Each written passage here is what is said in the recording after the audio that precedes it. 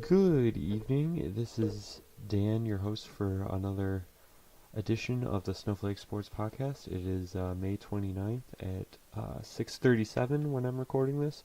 And yeah, so pretty much what happened.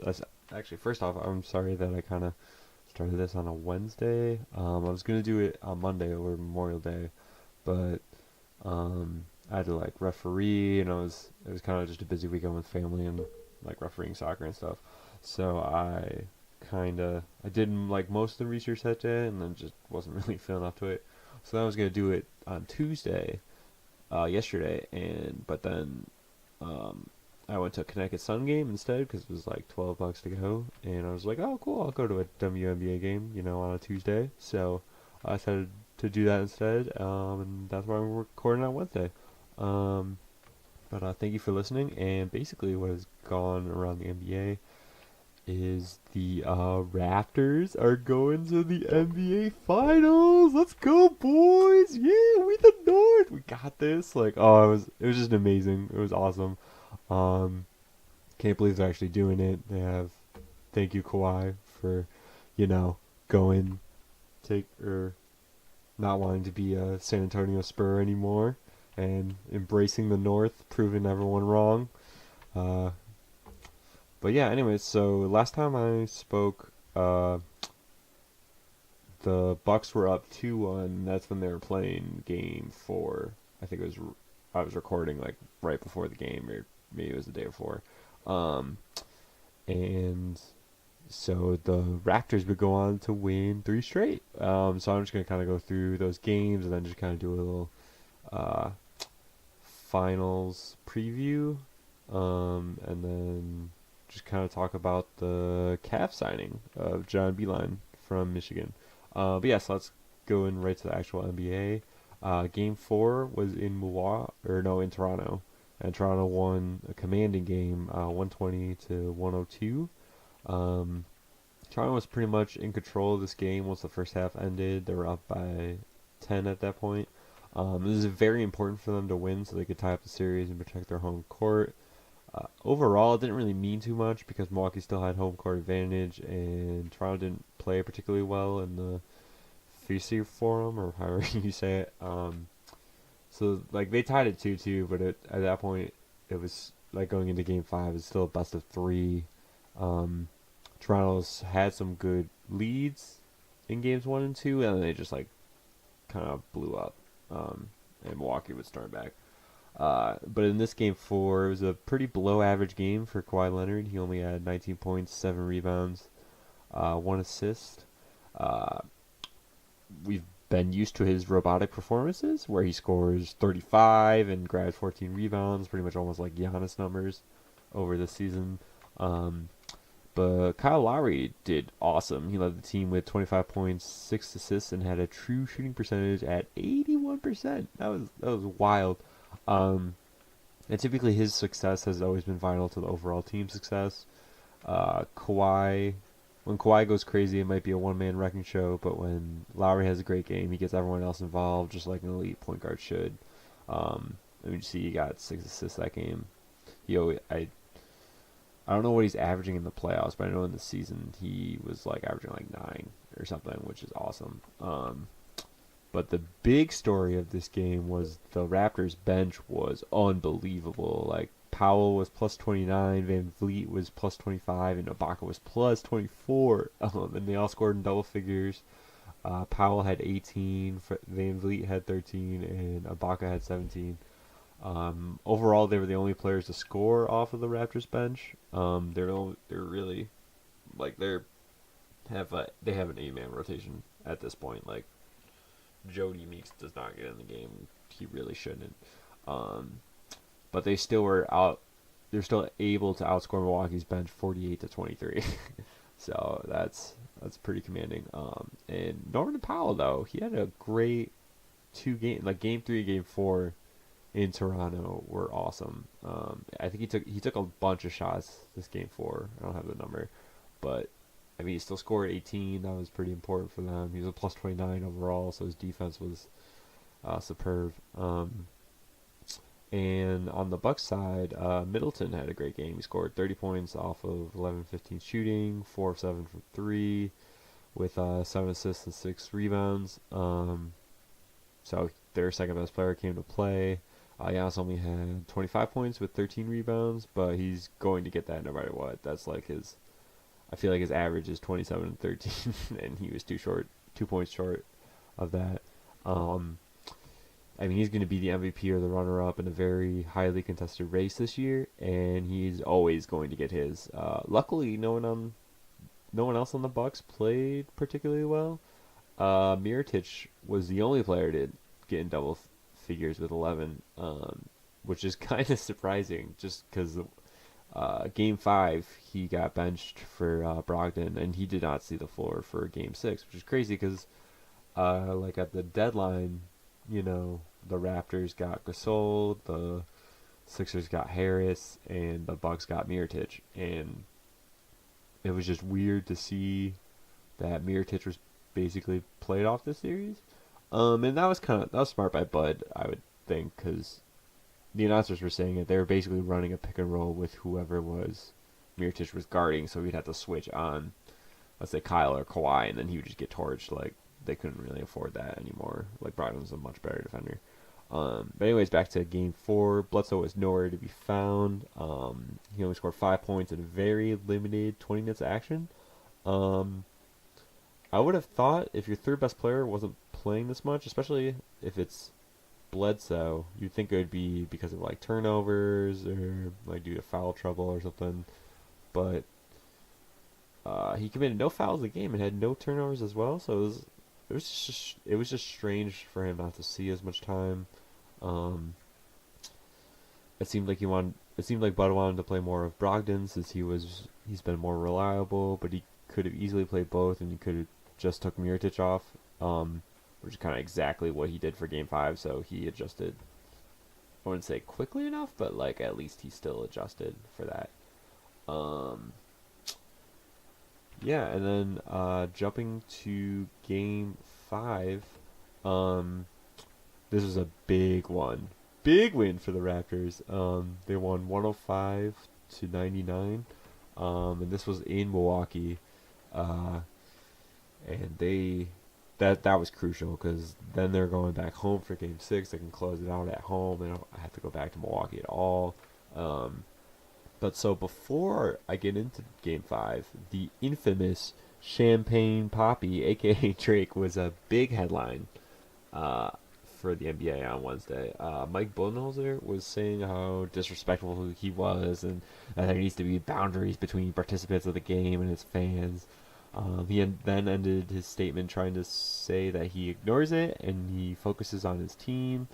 But come on, man! Like if you're truly focused, you wouldn't have been making these comments in the first place. And I understand that Drake trolls the shit out of opposing players, such as Embiid doing the little airplane thing and Giannis when he's missing free throws. But you were all grown ass men and could fight through it. Ask LeBron, like he just mantled the Raptors repeatedly, and Drake didn't do any trolling in those series. I mean, Drake and LeBron are actually really good friends, I think. I mean, he was on the shop, so I don't think Drake would make it. But I don't know. Drake's like, what was it last year? I think like Kelly Oubre was getting into it with the Raptors in that round 1 series with the Wizards, and like I think Oubre and Drake are like at least acquaintances or something. So it's just a different thing in the game. But it just seemed like they weren't focused on the Raptors, which is weird. Like, why did you let Drake in your head, bud? And like the rest of the Bucks, like, come on, man. Anyways, to go to the actual game, Milwaukee blew out Toronto to start. Score was 18-4, 5 minutes into the first, and led by 10 at the end of the first quarter. At this point, it seemed like the Raptors took the best punch the Bucks had and was still reasonably within grasp. I mean, being down by 10, it's not that big. And their defense has been pretty stout. And they were really good in the Sixers series. They were good back at home to Toronto. So it was something to worry about, but nothing too wild.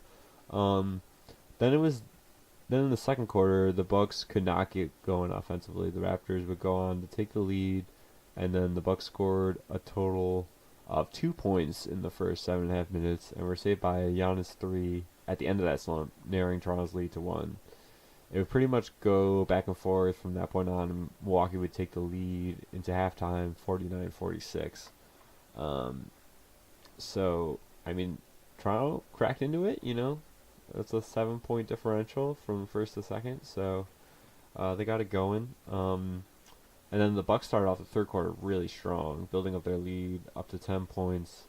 But that's when Fred VanVleet made two straight three-pointers in a row, and the Raptors made a run of their own to keep the game under control. And the Bucks only led by three at the end of the third. And then it was pretty much even in the fourth quarter, especially in the first half of that fourth quarter. But then Toronto built an 8-point lead with about 6 minutes remaining. So I guess not the first half, but like the first like 4 minutes or so. And then the Bucks would chip away at the lead and eventually tied the game at 93 off of Brook Lopez three-pointer. Freddie went down and made another three of his own to get back the lead, and Toronto never lost the lead from there on out.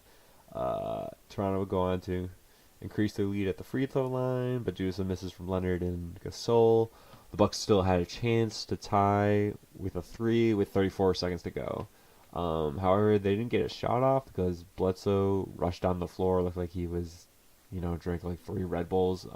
Just kind of hastily threw it to Brogdon, and then Brogdon lost the ball off his foot. I want to give the entire blame on Bledsoe, but I wouldn't give it totally on Brogdon. I mean, he caught it in a bad corner, and he was kind of rushed because Bledsoe, just being the floor general, just pretty much pushed up the tempo for pretty much no reason. And yeah, then they pretty much had no shot. Toronto took a timeout to advance the ball, and they threw the ball. Or I guess they still had a shot. They were down by 3. I think with like 30 seconds to go. And they threw the inbounds to Kawhi. I think it was Gasol who threw it in. And then Kawhi stupidly threw a lob up to Lowry. Luckily, no Buck player was able to get the ball. And Lowry seemed to get hacked, but they didn't call it, and he threw it out to Siakam in the quarter, who was wide open. He then proceeded to dunk it and pretty much seal the deal at that point, going up by 5. Kawhi was phenomenal once again, scoring 35 points with 9 assists and 7 rebounds. I also think he scored 15 points in the fourth alone. I'm trying to look that up right now.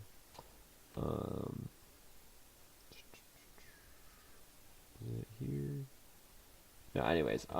So Fred VanVleet was also awesome again, who has played exceptionally better since his second child was born after Game 3.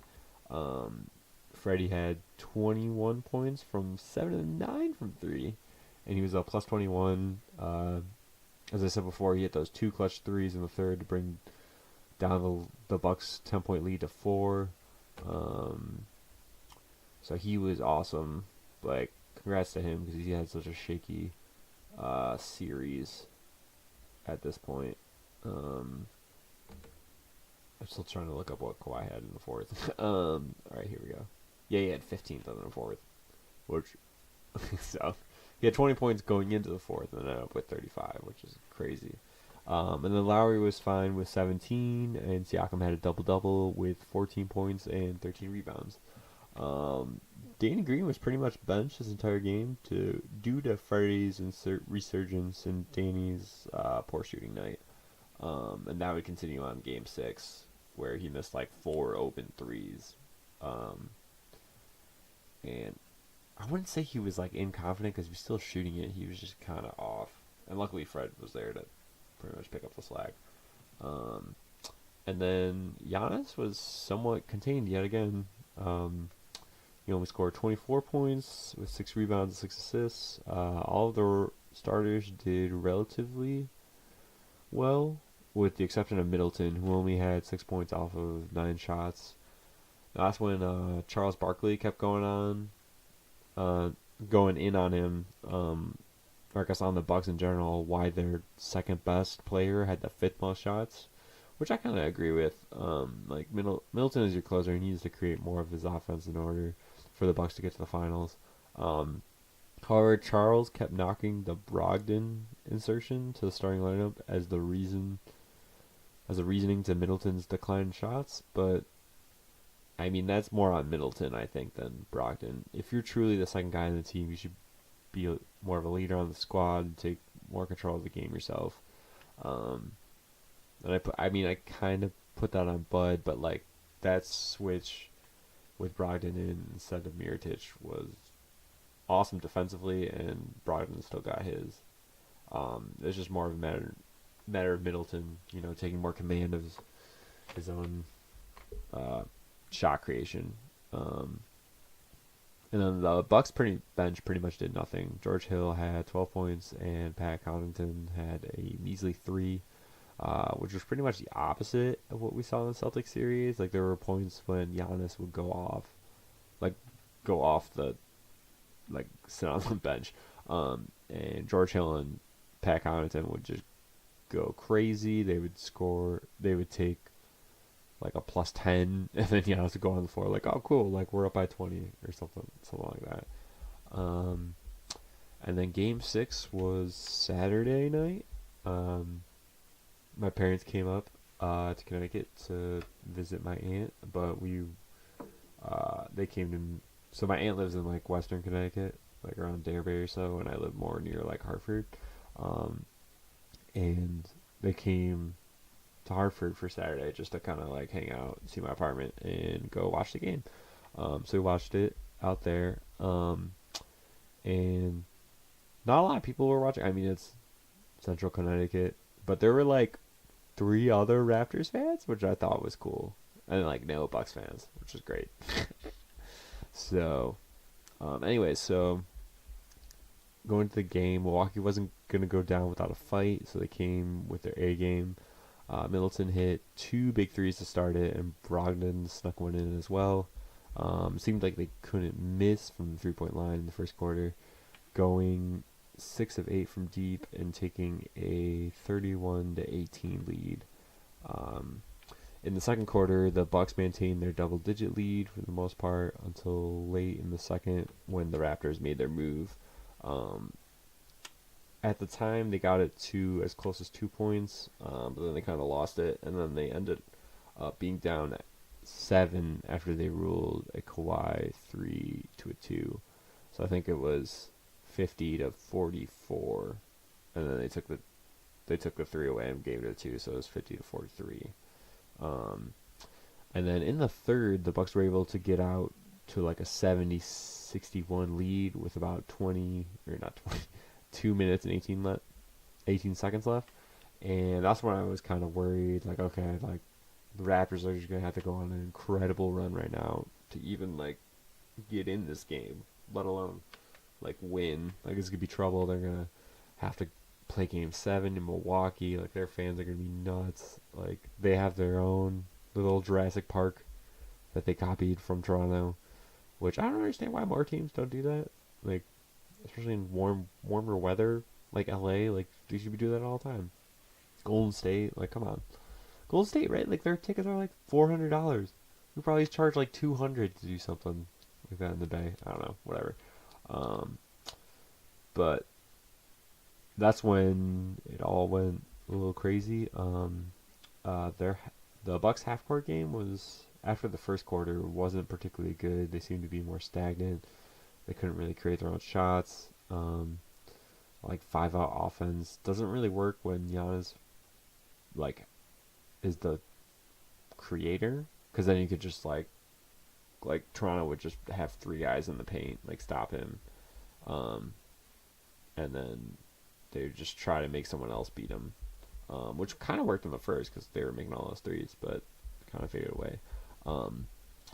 But anyways, so with the 76-61 lead, the Bucks wouldn't score another point in the third, and their lead swindled down to 5 points, so 76-71. So I was hyped. like like they just went on a 10-point run. It was like, all right, like 5 points, we can get this, we can get this. Um, and then to start the fourth, uh,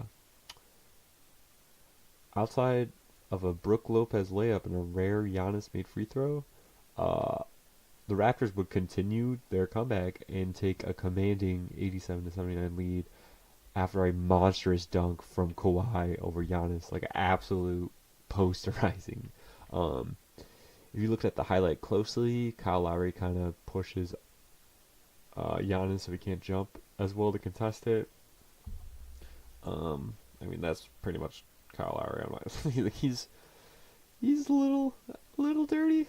Um, like he pretty much complains to the refs all the time. But I mean he's also just, as everyone says, he's a bulldog. He's gritty. He'll do all the dirty work, and that's pretty much the dirty work. Um, anyway, so if you're keeping track though, so they took a 87-79 lead. So that was a 26-3 run in the fourth of a closeout game in the playoffs, like a closeout game in the playoffs. How do you do that? Well, I guess it was the third and the fourth, but like that's a 23-point swing. Um, and you got to give credit to Toronto's defense. It was definitely smothering. But how in the world do you only score 3 points over 8 minutes in the most important game of your season? Especially when you're the one seed, when you have like such a deep team. How can you not score more points? Like that's on Giannis. That's on the entire team though too. Like George Hill, Middleton, Bledsoe, Brook Lopez. Like you all missed shots in that stretch. Um, so the Bucks called the timeout after that dunk. And they were able to get back into the game, cutting it to one a couple of times. However, they were never able to take the lead. Um, in the closing seconds, Pascal Siakam was shooting free throws to extend Toronto's lead. He made the first one to bring it to 4, which was clutch because then it's a 2-possession game. Then he missed the second one. However, Canada's favorite robot, Kawhi, wrestled for the rebound, as he so often does, and pretty much secured the win for Toronto. He would go on to make the next 2 free throws, and then, I don't know, I think the Bucks jacked a 3, and then it was pretty much over. So at the point when Kawhi was shooting his free throws, I think this was around the time that Kyle Lowry knew he was going to go to his first finals ever. And on TNT, you see a great clip of him just taking it in. Like, he's putting his hands, like, over his head, and he's just smiling, and looks like he's, like pretty much praising God, like, thank you, like, so much for all this over. Honestly, after all the shit he has gone through about his playoff performances throughout his career, and this playoffs too, he started off so poorly against the Magic. It was awesome to see just this pure joy coming from him. And granted, like, last year, he played good in the playoffs. It was DeRozan that was kind of bad. It was that game 3 where DeRozan was taken off because he had, like, 4 points. And then Kyle Lowry, like, Siakam, OG, like, those guys, they brought him back. And then not Kawhi, LeBron hits that crazy bank shot, and it's pretty much, like, series over. But anyway, seeing Kyle's face was awesome. Like, there were so many clips on Twitter that I was just like favoriting and retweeting, and it was just awesome. Congrats to you, Lowry. So Kawhi had a Giannis-packed stat sheet, scoring 27 points and securing 17 rebounds and dishing out 7 assists. I guess that 7 assists isn't really Giannis, but that 27 and 17 definitely is. Pascal Siakam had 18, Kyle Lowry had 17 with 8 assists, and Fred VanVleet came up once again when Danny Green disappeared, and Freddie had 14 points. I think Danny Green had like 0. He pretty much stopped. That's definitely going to be worrisome in the next series. Danny Green, like, as much as a good defender Fred VanVleet is, Danny Green just gives you more length. If you can get more... I've been loving Fred VanVleet for those 3 games, but if you can get more production from Danny Green, like, that'll just be better for their team. On the Bucks side, Giannis had 21 points, 11 rebounds. Brook Lopez had 18 and 9, and Chris Middleton was 14 and 4. I mean, Middleton listened to Barkley's advice and took the second most shots for Milwaukee, but he wasn't able to knock down a lot of twos. I don't have the game pulled up, but I think he was like 4 of 8 from three. Yeah, okay, got it now. 4 of 8 from three, but he's only 5 of 13 from the field total. So his twos were he was 1 for 5 on just twos, and then 4 for 8 from three. Um, so he's got to come up big, like especially if Giannis only has 21. Like Giannis should. I mean, if Middleton's gonna have that game, Giannis is gonna have to have like 35 or something. But anyways, the Raptors going to the finals, 4 straight. Ooh, ooh. I think it was the first time since OKC beat the Spurs 4 straight in 2012. I think, yeah, 2011 or 2012. I think 2012. Anyways, so yeah, going to the finals preview. Yeah, Raptors Warriors. I just thought it was interesting just to think like who's gonna guard who. Um,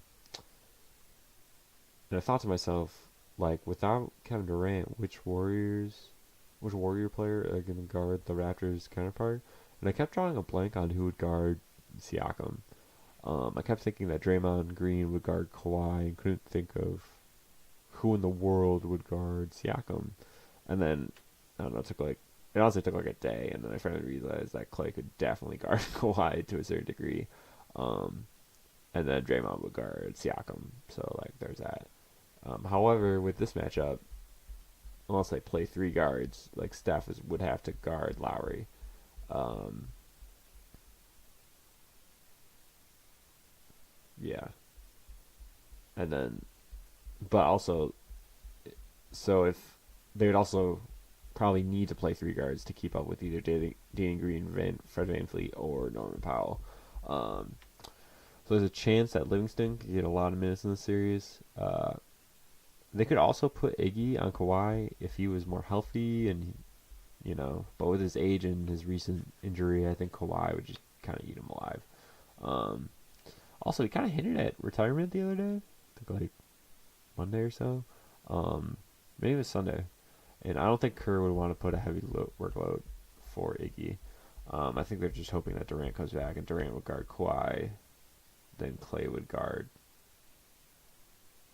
Kyle. Then Draymond Green would probably stick Siakam. Um, and then they could hide Curry on Fred or Danny Green or Norman Powell or whoever that is. But before Kevin Durant comes back in game one, he is ruled out. He might not even make the trip to Toronto. Steph is probably going to have to guard Lowry or Livingston, I guess. And I guess Lowry's also will have to guard Steph. But I mean, Lowry was an all-star this year, and he's had some bad games this playoffs, but he's had some really good ones too. That game one, he scored like 30 points against the Bucks. And if Curry's guarding Lowry, like he can give him a lot of fits. On the other side, Curry's lateral speed will definitely be a problem, but I think in general Lowry can stick to him well. He's a great defender. He's number one, defensive player of the year. But I don't think he's been on an all defensive NBA team. Maybe second team way back. I want to say way back like 2015.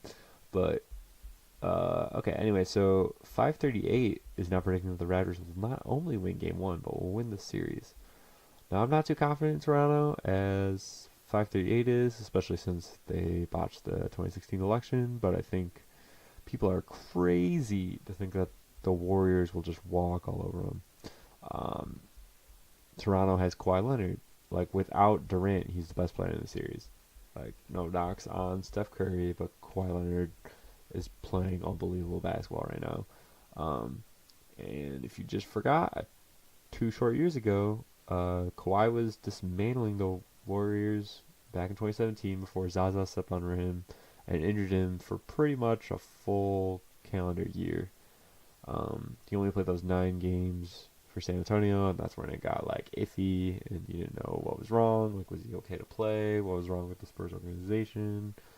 Why is his uncle talking so much? Um, but yeah, so anyways, what I'm saying is that like Toronto should have a chance only because they have Kawhi Leonard. But I also think it's nuts that like people were saying that Toronto would still lose if they go up 2-0. Like they have home court, so they have both games 1 and 2 at home. So they could easily, well not easily, but they can go up 2-0. And that'll be very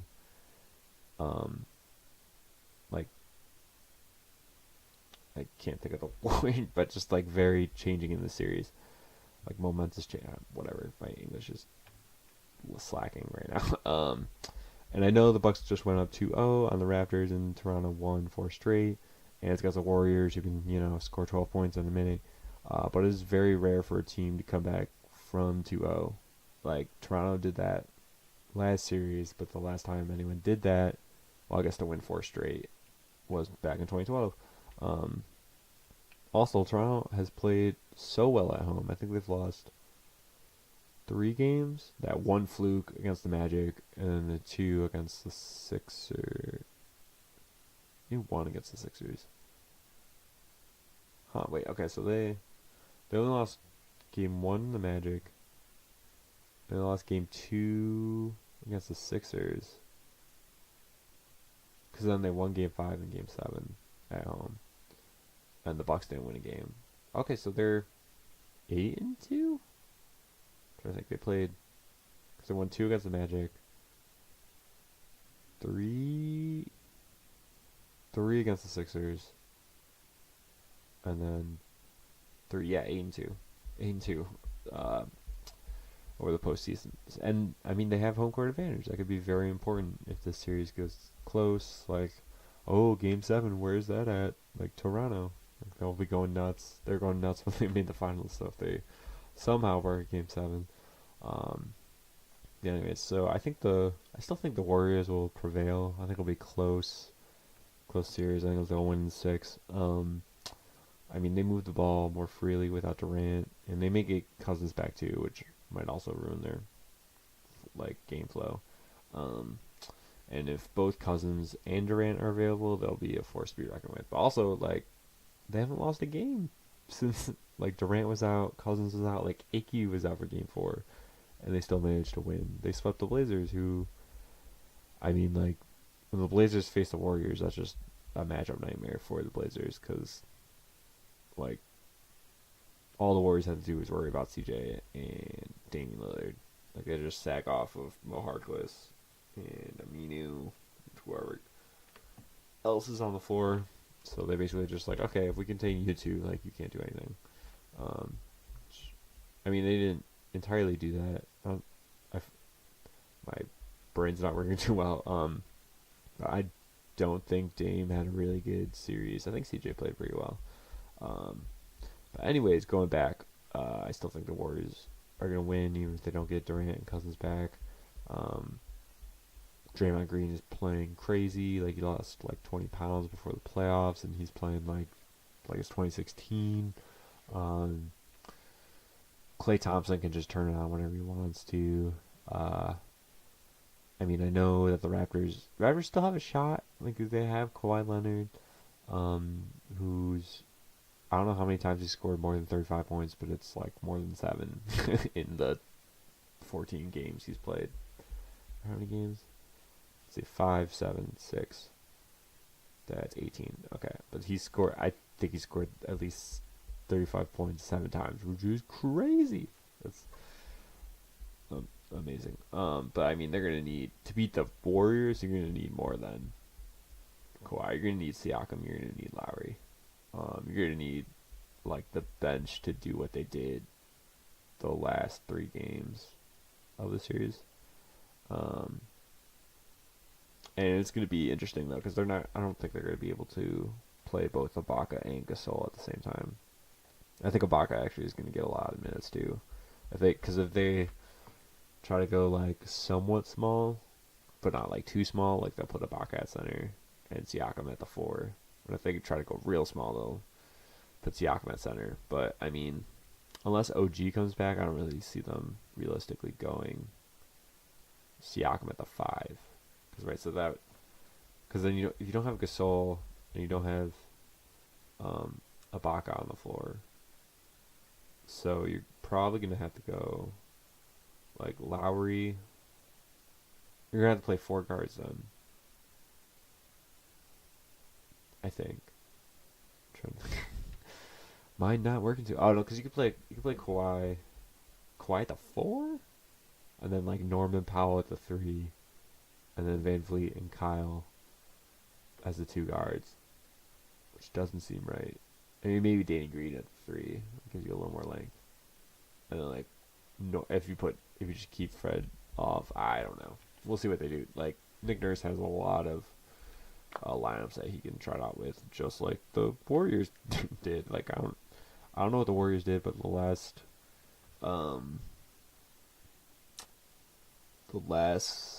series he tried out like 12 different players in the playoffs, which is ridiculous. Yeah, that pretty much wraps up my preview. I think the Warriors in 6. I'm not gonna pick my hometown team. Well, I guess not my hometown team, but my team, the Raptors. And then yeah, so John Beilein signed with the Cavs.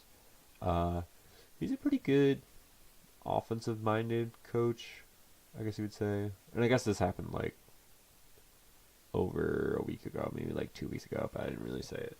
But I mean, they made to the national championship a while back, or I guess 2 years ago, and lost to Villanova. But he was able to get a lot of offensive production from not very talented players, I guess, or at least players that didn't translate to the NBA as well. So like Mo Wagner, Trey Burke, those are just a couple. But it might be like the Cavs are still gonna be not a great team because they only got they got the 5th pick? No, they got the 6th pick. So okay, so it's Pelicans got the 1st, Memphis got the 2nd, Knicks got the 3rd, Lakers got the 4th. Then maybe they got the 5th. Honestly, like that's not like it's a 3-player draft for the most part. Like you're gonna end up getting like Jarrett Culver or DeAndre Hunter, which is like a good player, but that's like a like a Mikal Bridges like 3-and-D player who's like a good role player, but he's not gonna change the future of a franchise. So good luck, John Beilein. Hopefully you work that out. But that's gonna wrap it up, folks. This has been the Snowflake Sports Podcast.